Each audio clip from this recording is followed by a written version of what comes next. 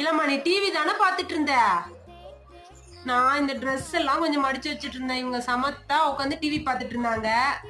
ஆனா எப்படியோ அவங்க கையில பவுடர் டப்பா கிடைச்சிருச்சு. என்ன ஆட்ட சேட்டை பாருங்க. விக்கே இவர் வந்து நான் வேலை செய்யறது வந்து பாத்துட்டு இருந்தாரு. ரொம்ப நேரம் சேர்ல இருக்கானேன்னு சொல்லிட்டு கீழே இறக்கி விட்டு விளையாடிட்டு இருந்தாரு. இவங்க சைலண்டா இருக்கும் போதே எனக்கு டவுட் தான். ஆனா இந்த அளவு சேட்டை பண்ணுவாங்கன்னு நினைக்கலையே. பூதத்தின் மறு உருவம். நீலம்மா ஏன் சாமி இப்படி பண்ற? வீட்டு என்ன நாஸ்தி பண்ணிட்டாங்களே தெரியலையே. Oh my god. இந்த பவுடர் டப்பா எப்படியோ கையில கிடைச்சிட்டு இருந்து ஜஸ்ட் 5 minutes தான் இருந்திருக்கும். அதுக்கு மேல கூட இல்லை. இப்பதான் வந்து அந்த ஃபேனை வந்து எடுத்துட்டு வந்தாங்க. அதுக்குள்ளே இவ்வளோ வேலை. இப்போ நான் என்ன பண்றது? நைட் 8 7 ஆகுது.